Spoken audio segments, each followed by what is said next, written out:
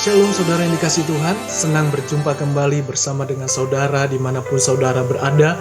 Saya Henry Indrawan dalam program saya Panggilan Iman pada Kristus dalam Roh dan Jiwa. Dan saat ini saya membagikan renungan mengenai hikmat Tuhan mengatasi keadaan. Jadi saudara, apapun keadaan kita, baik sedang terpuruk, baik dalam ketakutan, kebimbangan, ragu, khawatir, dan sebagainya, ingatlah, Tuhan tidak meninggalkan kita. Ada satu jalan, yaitu dengan hikmat Tuhan. Selalu ada solusi. Jangan gegabah, jangan selalu mengandalkan kemampuan kita, karena kita terbatas. Masih ada hikmat Tuhan. Takut akan Tuhan, pasti kita akan mengalami hikmatnya. Sebelumnya, terlebih dahulu kita sama-sama berdoa. Haleluya. Terima kasih Tuhan Yesus yang baik, kami perlu Engkau saat ini. Dimanapun kami berada, Engkau Tuhan yang tidak terbatas dengan waktu dan ruang. Biarlah Tuhan yang berbicara lewat hikmat-Mu, Roh Kudus yang memberikan kami pengertian, pewahyuan. Biarlah setiap firman-Mu itulah yang menerangi kami, di setiap jalan hidup kami, di setiap keadaan kami. Dalam nama Yesus urapi hamba-Mu yang tidak ada apa-apanya. Biar nama Tuhan yang ditinggikan, hamba yang semakin kecil. Biar Tuhan yang semakin dilihat oleh kami mengalami Tuhan secara pribadi. Haleluya. Amin. Mari saudara, kita buka kitab kita di dalam kitab Amsal pasal yang ke-1 ayat 20-28. Nasihat hikmat. Hikmat berseru nyaring di jalan-jalan, di lapangan-lapangan ia memperdengarkan suaranya. Di atas tembok-tembok ia berseru-seru, di depan pintu-pintu gerbang kota ia mengucapkan kata-katanya. Jadi ayat ini menunjukkan kepada Salomo pada masa itu, tempat yang paling sibuk di kota adalah pintu gerbang kota. Semua kegiatan perdagangan dilakukan di sana. Membuat undang-undang, hakim sebenarnya mengadakan sidangnya di pintu gerbang kota. Jadi semua persetujuan bisa disahkan di sana, di depan pintu gerbang kota. Namun hikmat itulah yang digambarkan seperti di jalan-jalan, di lapangan-lapangan, memperdengarkan suaranya di atas tembok-tembok, ia berseru-seru di pintu-pintu gerbang, ia mengucapkannya. Artinya di setiap kehidupan Salomo di dalam Tuhan, ya, dilandasi dengan hikmat, pikiran Allah. Karena tanpa pikiran Allah, tanpa hikmat Allah, kita tidak mampu berbuat apa-apa.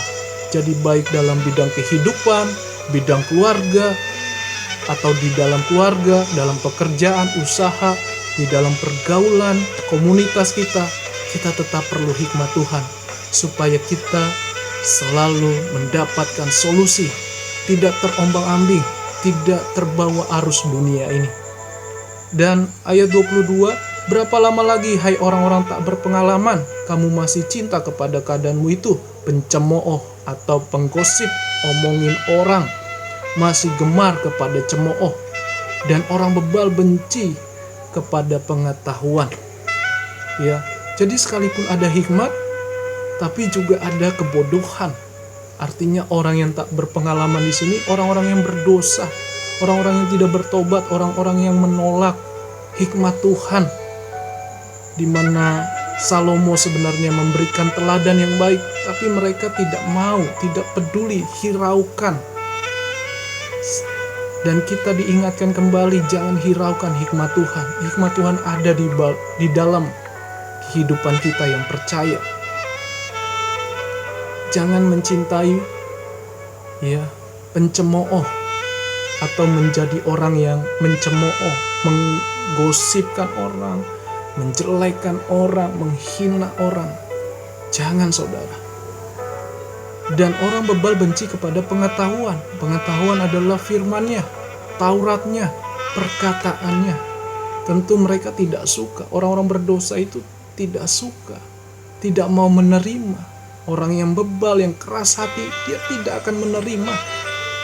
Tapi kita bersyukur, kita menerima firman-Nya. Ia mengatasi segala keadaan kita. Ayat 23, berpalinglah kamu kepada teguranku. Sesungguhnya aku, kata Salomo, hendak mencurahkan isi hatiku kepadamu dan memberitahukan perkataanku kepadamu. Jadi haruslah kita kembali kepada hikmat Tuhan yang dimana Salomo sendiri mengalaminya. Karena hanya itu yang memberikan dia solusi. Jadi rahasia dia juga di dalam kekayaannya karena ada hikmat Tuhan. Jangan gegabah saudara. Karena ada hikmat Tuhan, juga ada kebodohan atau kebebalan manusia. Jadi saudara, sebenarnya Salomo mau ajarkan. Dia ingin mencurahkan segala rahasianya, tapi kita tidak menerima. Artinya orang-orang pada saat itu tidak mau menerima teladan dari Salomo. Tidak mau menerima perkataannya. Demikian juga kepada kita. Seringkali dengan teguran firman kita tidak mau menerima. Yang mau kita terima hanya yang enak saja. Yang tidak enak kita tidak terima. Bukankah firman ini hidup? Tidak enak atau enak.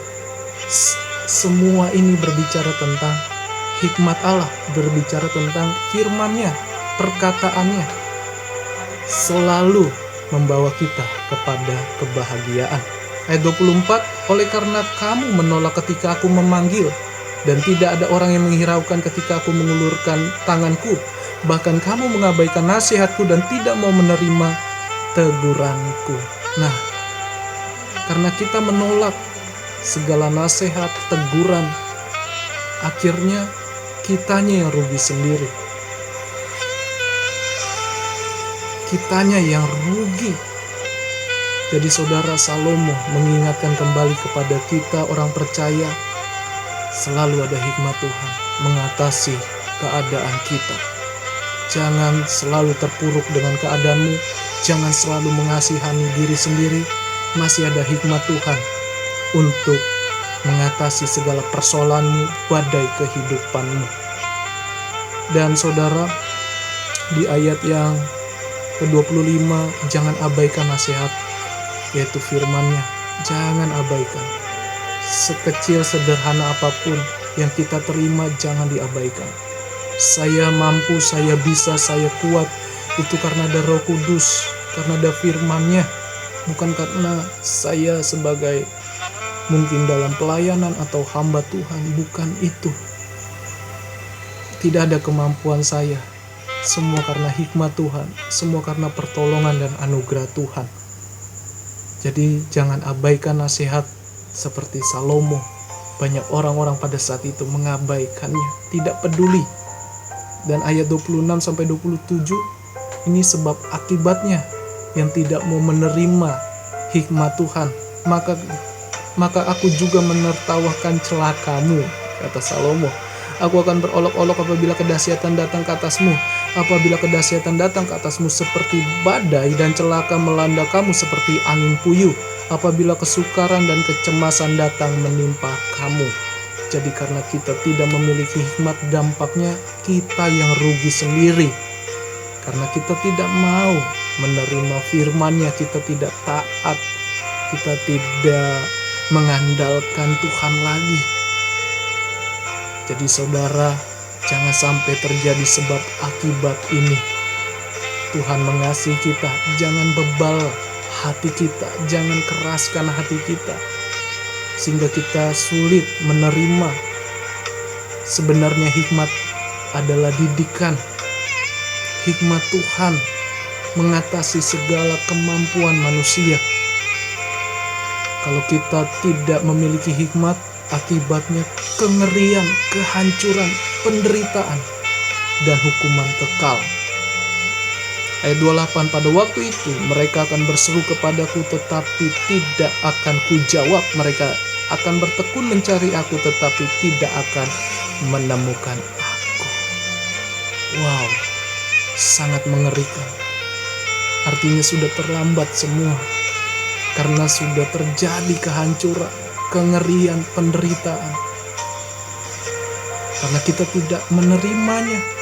Kita tidak mau. Kita meremehkan, mengabaikan. hal-hal yang mungkin dimulai dari hal sederhana, kita mengabaikannya. Jadi kita belajar dalam renungan kitab Amsal ini, mari saudara andalkan hikmat Tuhan. Jangan selalu dengan kekuatan kita, semua terbatas, uang, kedudukan, kekuasaan, pekerjaan, semua terbatas. Tapi hikmat Tuhan tanpa batas. Seringkali kita sudah kehilangan pengharapan, kehilangan arah.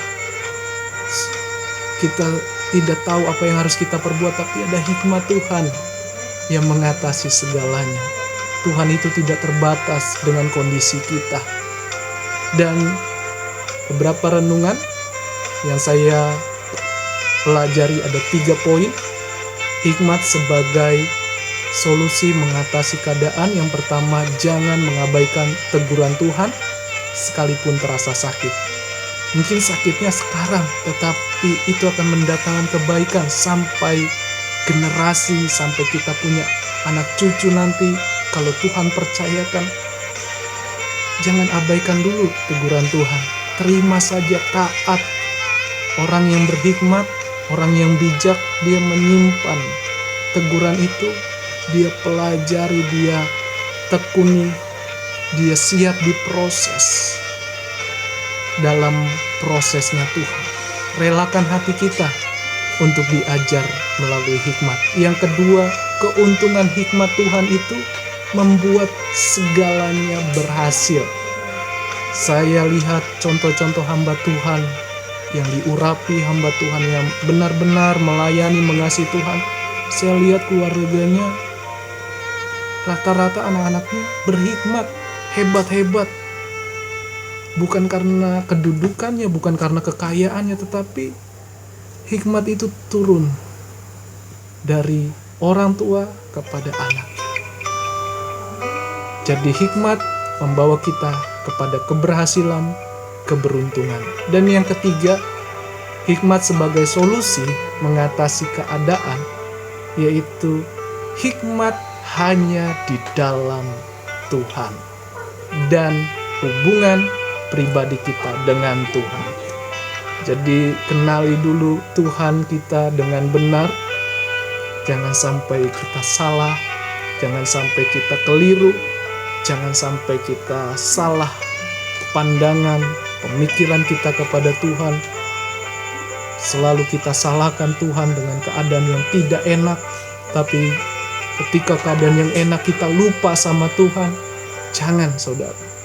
Tapi hikmat hanya ada di dalam Tuhan dan hanya ada dalam hubungan pribadi kita melalui doa, pujian penyembahan, dan taat akan perkataannya.